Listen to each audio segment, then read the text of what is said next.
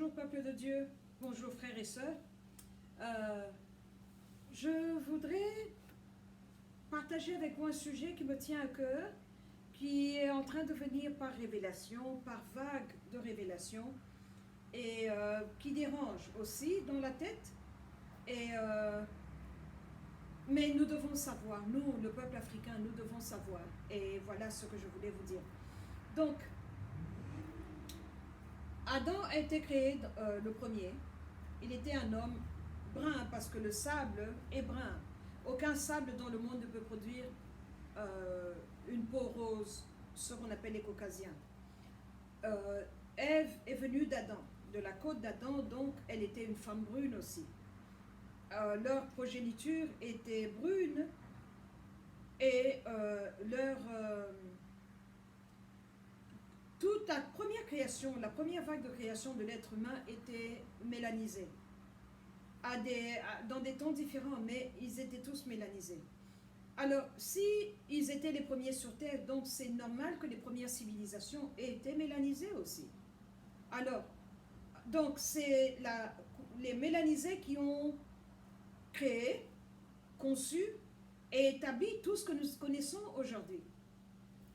Alors, sur tous les continents, donc, si les personnes étaient mélanisées, donc les pères sur tous les continents étaient des personnes mélanisées. Alors maintenant, quand vous voyez, comme je vous l'ai dit, nous, sur le continent africain, on est des Bantous. Okay? Aux Philippines, on les appelle des États, ça veut dire l'homme. Vous allez chez les aborigènes, ça veut dire le premier habitant, parce que l'aborigène, la personne à la peau brune et un afro, en Tasmanie, Océanie, Australie, c'était eux les premiers habitants. Mais il y a eu ce programme qu'on appelait Whiting Out. Un film en a été fait avec Kenneth Branagh. Le titre c'est The Rabbit Proof Fence. Ça explique comment les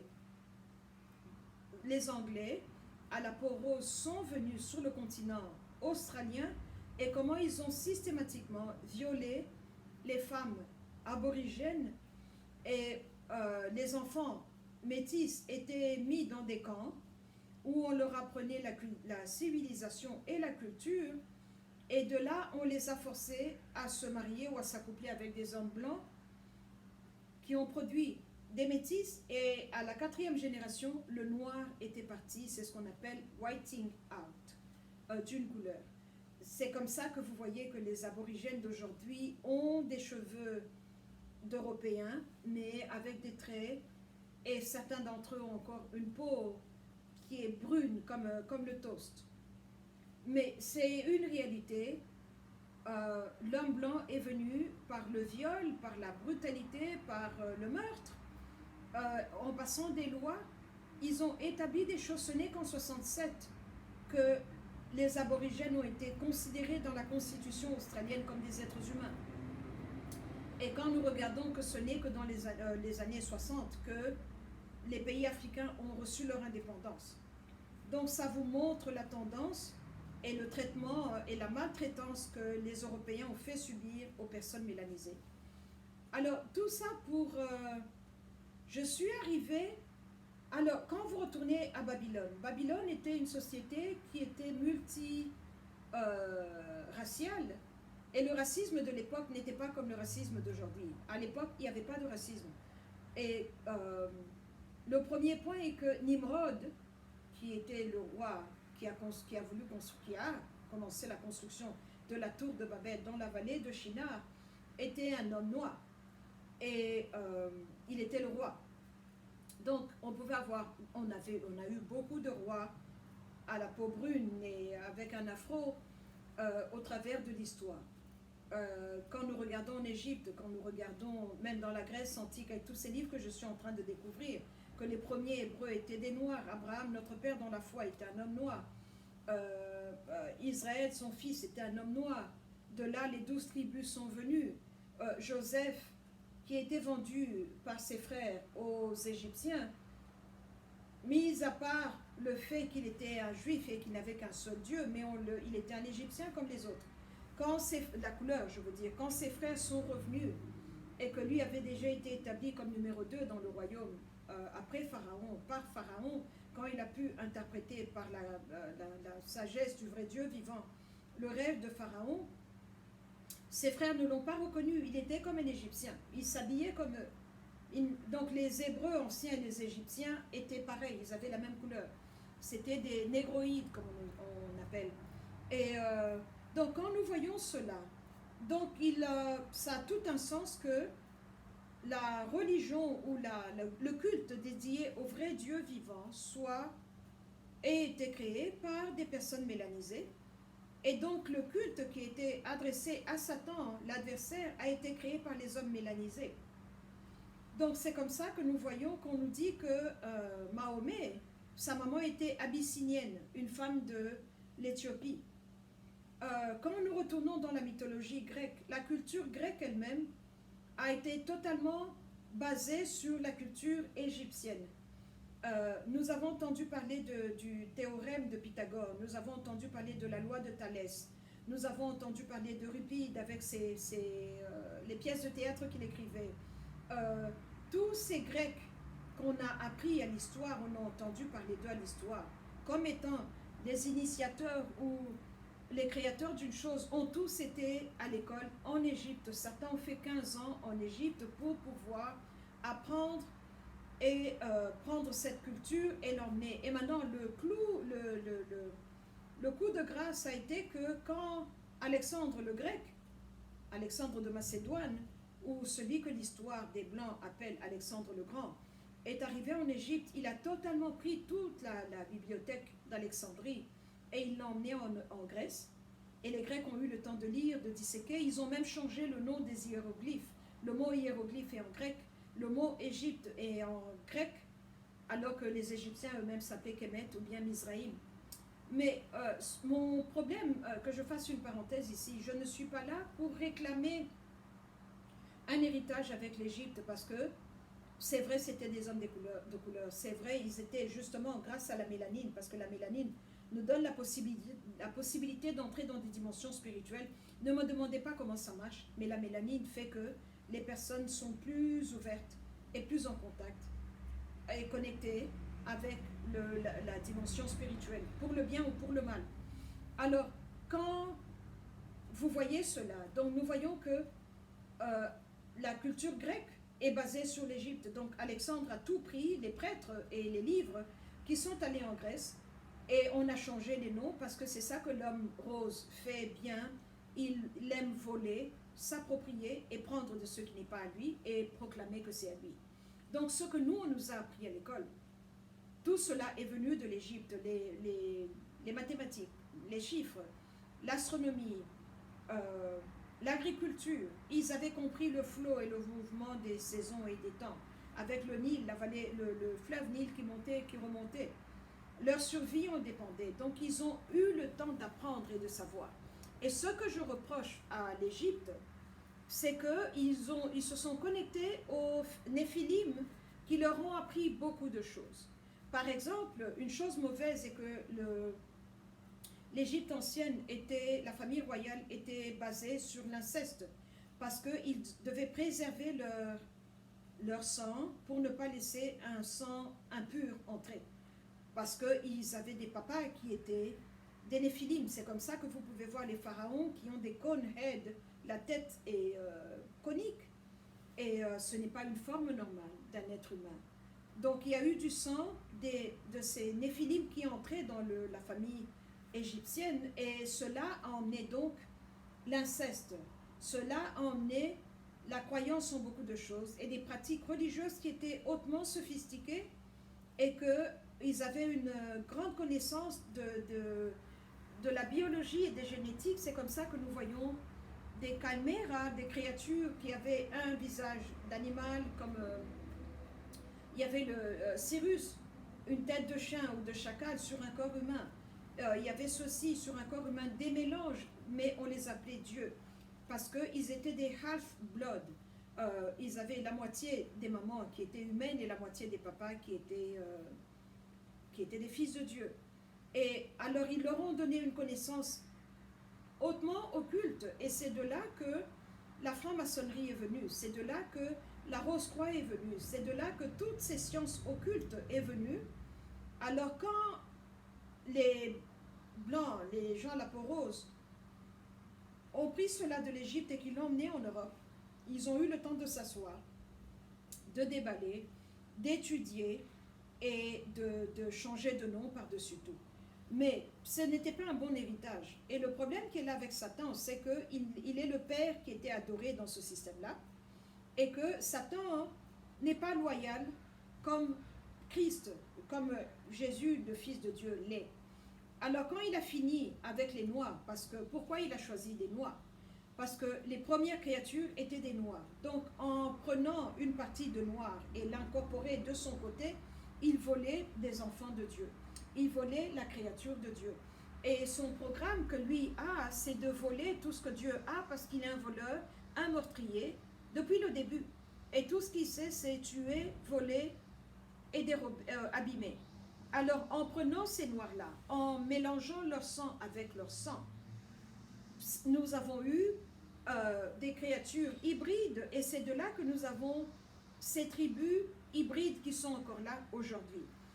Les Égyptiens eux-mêmes, dans les livres que je vous ai montrés la fois passée, disent qu'ils sont venus de l'Afrique de l'Est. Ils appellent l'Afrique de l'Est comme étant home, leur racine. Donc, ils étaient des peuples noirs qui sont remontés dans le Kémet, en passant par la Nubie, qui était plus sophistiquée spirituellement et autrement. Et donc, le culte des dieux égyptiens a commencé en Nubie. Donc, c'était des hommes noirs qui ont bâti ce culte-là, que nous voyons de ces dieux hybrides qui ont plusieurs noms et plusieurs attributs physiques.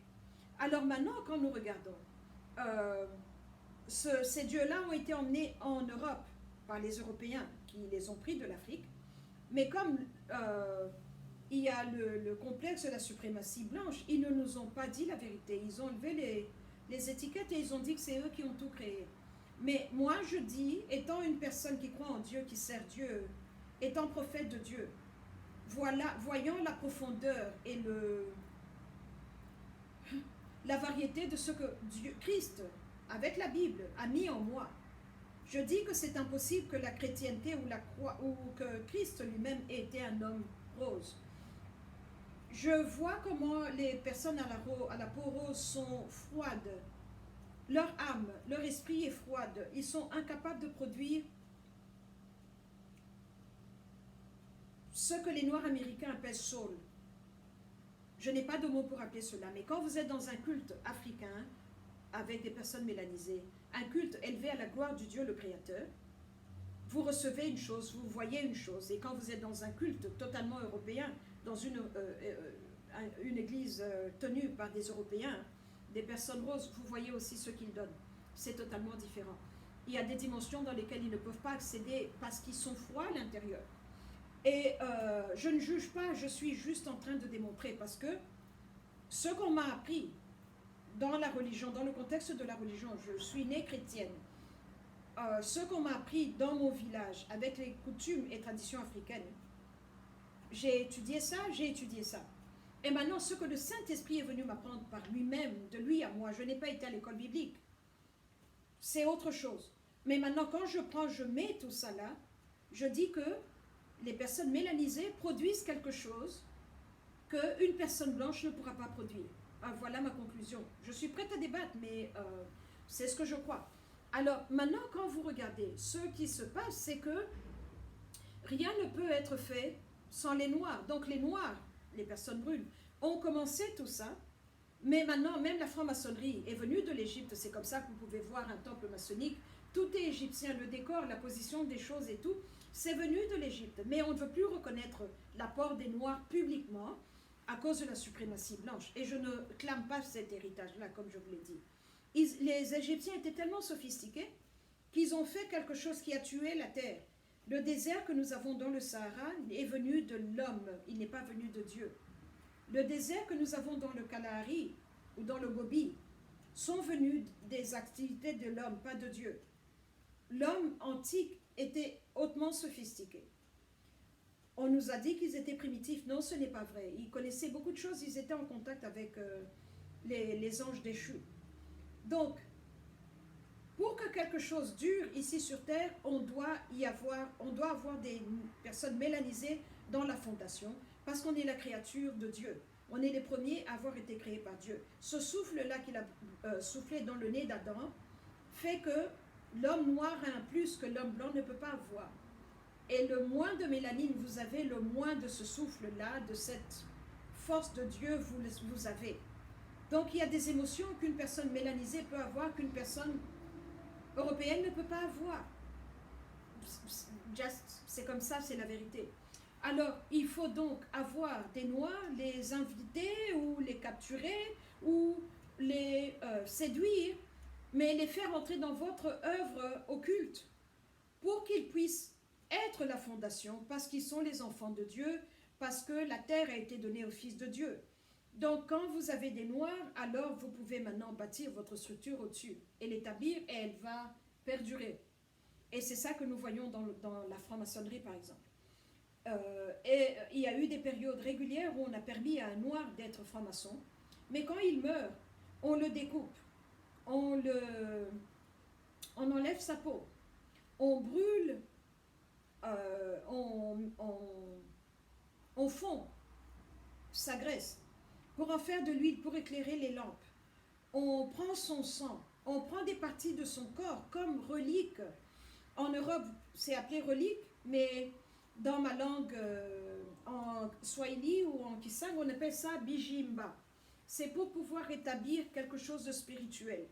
Donc je me mets sur la tête ou le sang ou la peau. Il y a eu ces maçons en Europe qui sont morts, on a découpé leur corps, on a fait des petits coussinets cousus avec un morceau de sa chair tannée ou préservé à l'intérieur et que chaque maçon devait porter dans son portefeuille. C'était pour se mettre au-dessus de lui et utiliser son esprit comme étant un cheval ou un conduit. Je suis très sérieuse, je ne ris pas. Vous pouvez voir ici aux États-Unis ce monsieur qui était né esclave. Il est né ici aux États-Unis. Il était un homme africain qui a été kidnappé. Il était noir, mais il était un hébreu de la tribu de Juda. Donc ces juifs qui ont quitté Israël pour fuir la persécution romaine et qui sont venus sur le continent africain. De là, ils ont été kidnappés et ils ont été vendus dans le commerce triangulaire. Il s'appelait Nat Turner. Il a fait la rébellion de Nat Turner. Je crois en un week-end, ils ont tué 165 Européens. Il y a un film qui a été fait, The Birth of the Nation. C'est l'un de mes top 10 films préférés. Je recommande ce film-là. Quand Nat Turner a été arrêté, il a été pendu. On l'a fait bouillir. Non, on a enlevé sa peau. On a fait des petits coussinets qu'on a vendus. Sa chair a été consumée totalement. Son huile, sa graisse a été fondue et pour en faire des lampes, pour éclairer les lampes. Et ça, c'est un chapitre du monde que nous ne parlons pas beaucoup. Et je n'ai pas encore commencé, j'ai acheté ce livre qui parle des esclaves qui étaient achetés juste pour être consommés. Des actes de cannibalisme pendant l'esclavagisme ici aux États-Unis. C'est une réalité et ce sont des choses qui ont eu lieu. Ce n'est pas de la blague. C'est un livre assez épais, je ne l'ai pas encore commencé. Quand je finirai de le lire, je vous donnerai mon opinion. Et il y a eu des actes abominables qui ont été faits, des actes qui n'ont pas de sens. Et alors, on a besoin donc de mettre des personnes mélanisées dans toutes les fondations pour pouvoir se mettre dessus et faire quelque chose de valable. Alors maintenant, pour clôturer tout ça, et que quand nous regardons ce mouvement des homosexuels, des personnes qui aiment des personnes du même genre, ici aux États-Unis et sur le continent africain, les peuples bruns, mélanisés, sont récalcitrants à cet esprit-là. Nous ne voulons pas. Nous ne voulons pas. Alors, toutes les églises ont fléchit le genou devant cet esprit-là. Quand nous regardons les luthériens, toutes les dénominations chrétiennes ont maintenant des prêtres ordonnés ou des femmes, pasteurs ordonnés, mais qui vous disent, je suis mariée à une femme et elle est pastoresse, ou je suis mariée à un homme et il est pasteur. C'est le choix qu'ils ont posé. Mais le problème qui est là est que le fait que la population brune, ici aux États-Unis, refuse cela, fait que nous sommes bombardés de ce programme-là, de cette agenda, pour que nous puissions accepter, parce que nous devons accepter. Et si nous acceptons, alors nous allons être en accord. Alors l'homme impie, celui qui n'a pas de loi, celui qui va adorer un Dieu qui n'était pas le Dieu de ses pères, peut venir et peut s'établir et faire quelque chose. Et je suis en train de parler de l'Antichrist, parce que c'est une réalité, il va venir. Il va venir. Et voilà où nous en sommes. C'est pour ça qu'on bombarde le public africain, que nous devons accepter les droits de ces personnes-là. Ici aux États-Unis, la dernière fois qu'il y a eu des chiffres qui ont été faits, ils ne sont que 3 à 4% de la population.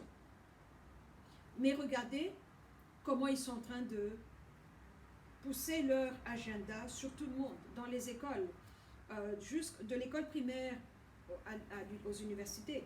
Il y a des groupes de ce qu'on appelle le LBGTQ. Et maintenant, ils ont mis un plus. Donc, on est en train de rajouter, on n'a pas fini. Donc, on a les LBGTQ et le plus. Donc, ça vous montre la tendance où est-ce que nous sommes en train d'aller. C'est pour ça que les personnes brunes sont bombardées. On essaie de vous séduire. On essaie de donner ce programme-là sur nos enfants. Et par-dessus tout, il faut efféminiser les petits garçons noirs. Parce que s'ils sont efféminés, ils ne vont pas être attirés par la femme. Et s'ils ne sont pas attirés par la femme, donc cela va diminuer la population brune, parce que nous sommes les enfants de Dieu et nous sommes combattus. Et aussi, cela va diminuer, va emmener le fait que il y aura pas de, ça va diminuer les enfants bruns, nés de parents bruns. Ici, quand vous regardez les publicités, je ne sais pas comment ça se passe sur le continent européen, mais on nous pousse le mixage, un homme blanc avec une femme noire, un homme noir avec une femme blanche, avec une femme asiatique, avec une femme latine. C'est quand vous voyez un couple noir-noir, les gens vous regardent même avec... il y a une certaine animosité qui n'est pas dite, qui n'est pas parlée, qui n'est pas formulée, mais qui est là. Qui est là. On nous bombarde, on veut briser et ramener la population brune en bas. Et pour moi, c'est un grand problème parce que je vois l'esprit d'abord et les conséquences physiques après. Mais voilà où nous en sommes. C'est la raison pour laquelle on est en train de jeter des maladies sur le continent, tester des médicaments sur le continent, faire ceci, cela, c'est pour nous diminuer, c'est pour nous faire accepter cet agenda, c'est pour nous faire que nous puissions tous être en accord. Et je vais clôturer avec la mentalité des saints d'abeilles, beehive mentality. Quand on nous dit c'est la journée de la pizza, c'est la journée du donut, c'est la journée de se laver les mains, c'est la journée, le mois de la femme, c'est le mois de ceci, le mois de cela, c'est pour que nous puissions tous penser ensemble, tous être en accord, tous s'aligner et pour nous préparer. Comme ça, quand celui-là viendra, nous allons tous nous lever et l'acclamer. Et personnellement, moi, je m'en fous. Je m'en fous dans le sens que je suis une femme de Dieu, une femme créée par Dieu. Dans tous les mois de l'année, c'est mon mois, parce que je suis ici, où est-ce que vous allez m'emmener? Je n'ai pas besoin d'autorité ou de l'aval ou de l'approbation des Nations Unies pour dire que, oh, mars, c'est le mois de la femme. Toute l'année, c'est mon mois. Je suis une femme brune, une femme africaine, et alors avec ça, je me bats pour la cause de mon peuple, la cause des miens. Et plus je prie pour l'Afrique, plus je vois qu'il y a des sujets de prière, plus je vois que les problèmes que nous avons aujourd'hui ont été commencés dans le passé, et ces problèmes-là ont été commencés par des peuples africains. Alors, on est en train de devenir full circle, comme on dit. Et alors, l'ennemi a utilisé les Noirs, il a fini. Maintenant, il utilise les roses pour combattre les noirs parce que avant, il a volé la gloire des noirs. Il s'est élevé. Quand il a eu ce qu'il a voulu, il a élevé les blancs maintenant pour que les blancs viennent nous vendre et nous faire tout ce mal. Voilà la réalité. Voilà pourquoi est-ce que l'agenda certains agendas sont forcés sur le public africain, certaines maladies sont forcées sur le public africain et certaines causes qui ne sont pas les nôtres nous sont imposées pour que nous puissions tous être en accord pour attendre celui qui doit venir. Voilà ce que je voulais partager avec vous. Voilà la raison pour laquelle on a besoin d'avoir des noirs. Regardez dans les églises blanches, ici aux États-Unis, la chorale est tenue par les noirs. Il y a quelque chose que les noirs emportent, emmènent avec eux, que les autres n'ont pas. Et quand vous prenez maintenant des noirs, vous les emmenez dans le culte de Satan, ils emportent aussi quelque chose que la mélanine nous donne, que les autres n'ont pas. Voilà la réalité. Nous sommes les premières créatures de Dieu. Donc c'est à nous de nous reconnecter à notre Créateur, c'est à nous de retourner à notre place, c'est à nous de faire ce que nous devions faire pour la gloire et pour l'agrandissement du royaume de Dieu. Et pour finir, Christ lui-même, Jésus-Christ, le Fils du vrai Dieu vivant, quand il a marché sur terre, il est venu dans une enveloppe noire parce que sa maman, Marie, était une femme noire.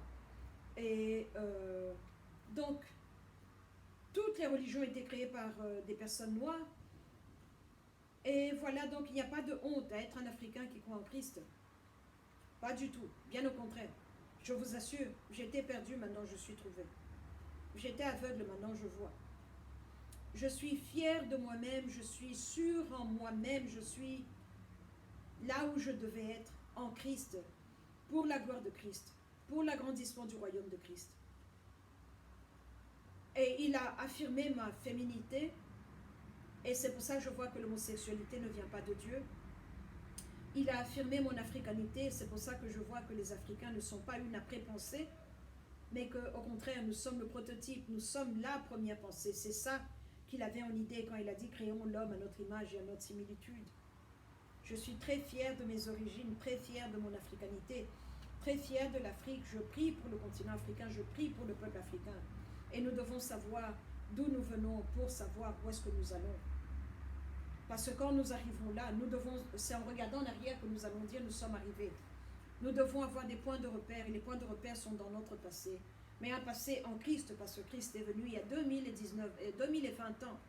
Il a établi quelque chose. Et pour recevoir certaines choses, nous devons retourner au créateur de cette chose-là. Mon iPad, quand Apple me dit il y a des mises à jour, c'est Apple qui va me les faire. Ce n'est pas Sony, ce n'est pas Samsung. Sony a ses produits, Samsung a ses produits, mais Apple met les mises à jour de ses produits. Donc, ce n'est qu'en Christ le Créateur, en le Fils de Dieu, que nous allons avoir les mises à jour qui sont vraies, les mises à jour qui sont réelles, les mises à jour qui vont nous permettre d'aller de l'avant et de pouvoir supporter, comme on vous dit qu'on a augmenté le programme, on est dans les iOS 14 points ceci, 15 cela. On est en train de monter, donc le Saint-Esprit fait la même chose aussi.